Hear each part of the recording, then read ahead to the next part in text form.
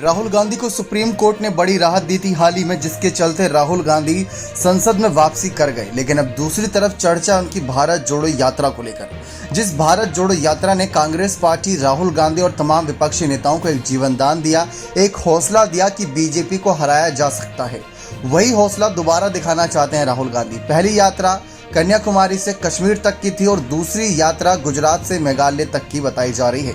जी आप सभी को बता दें कि इस यात्रा के दौरान इस बार राहुल गांधी अकेले नहीं होंगे। कहते हैं कि जब आप कठिन सफर तय करने जा रहे हो तो शुरुआत अकेले करनी पड़ती है, लेकिन अंत तक आपके साथ एक काफिला होता है और वही काफिला अब राहुल गांधी के साथ नजर भी आएगा। भारत जोड़ो यात्रा कब निकलेगी, दूसरी क्या तारीख होने वाली है, क्या रूट मैप होगा, अभी तक इसकी कोई जानकारी सामने नहीं आई आधिकारिक तौर पर। लेकिन ये बात तय मानी जा रही है कि अब की यात्रा गुजरात से मेघालय तक की होगी और उस दौरान उत्तर प्रदेश पर मेन फोकस होगा, झारखंड पे मेन फोकस होगा। साथ ही साथ अगर देखा जाए छत्तीसगढ़, राजस्थान, मध्य प्रदेश में भी चुनाव है तो वहां पर भी मेन फोकस होगा।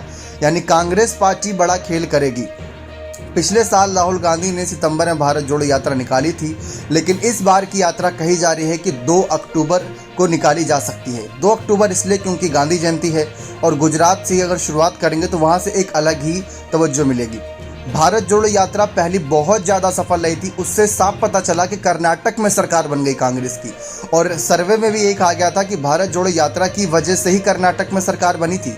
जब राहुल गांधी पहली यात्रा में चले थे तो करीब 4000 किलोमीटर पैदल चले थे, ऐसी खबरें थी और ये यात्रा 130 दिन से ज़्यादा लंबी थी। अब दूसरी चरण शुरू करेंगे, इसके बारे में कोई तारीख और रूट मैप नहीं है, लेकिन राजनीतिक विश्लेषकों और वरिष्ठ पत्रकारों के अनुसार राहुल गांधी की भारत जोड़ो यात्रा ने निसंदेह कांग्रेस के कार्यकर्ताओं को भाजपा से मुकाबला करने के लिए नई ऊर्जा दी।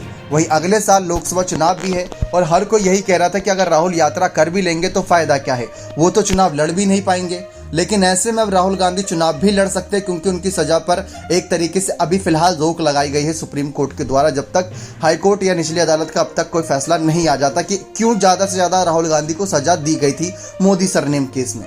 लेकिन राहुल के साथ इस बार जो काफिला चलेगा उसमें मान लीजिए उत्तर प्रदेश से उनके इंडिया दल के साथ ही अखिलेश यादव, चंद्रशेखर आजाद, जयंत चौधरी जैसे नेता होंगे, झारखंड से हेमंत सोरेन होंगे, गुजरात से ही बात कर ले तो कांग्रेस के तमाम समर्थक होंगे और आम आदमी पार्टी भी उनका साथ दे सकती है। तो इस बार राहुल गांधी अकेले नहीं हैं। तो आप अंदाजा लगाइए कि ऐसे में भाजपाई नेताओं की नींद उड़ना तय है, क्योंकि पहली यात्रा भी रोकने की बहुत कोशिश की गई थी लेकिन उसमें कामयाब नहीं हुए थे कोई भी। लेकिन अब दूसरी यात्रा राहुल निकाल कर रहेंगे, ऐसी खबरें, और यात्रा से बहुत ज़्यादा फर्क भी पड़ेगा। अब देखते हैं कि यात्रा किस तरीके से, किस मैप से होकर गुजरेगी और राजस्थान और मध्य प्रदेश पर खासकर क्या फोकस रहेगा। बने रहें चैनल के साथ। बहुत बहुत धन्यवाद।